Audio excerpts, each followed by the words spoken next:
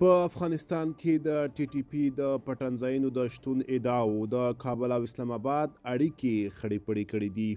سلام، وخت مو بخیر. پوره جزئیات هم دلته وګورئ.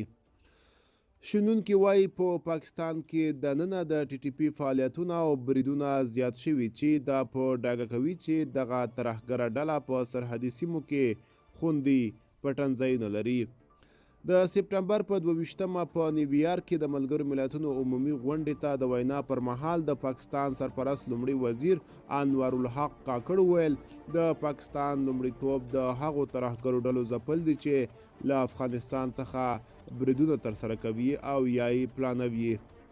کاکړ د اسامبلې په 8مه غونډه کې وویل د پاکستان لومړیتوب دا دی چې له افغانستان څخه او پکې دننه د ټولو ترهګرو مخه ونیسي.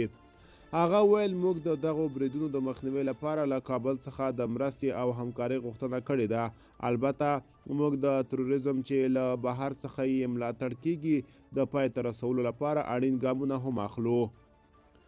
د پاکستان ملکی او پوځي چارواکو په افغانستان کې د ټي ټي پی د موجودیت د افغانستان له خاورې د هغه د بریدونو او پاکستان او پراخې سیمې ته د دې ګواښ په اړه اندېښنه ښودلې ده.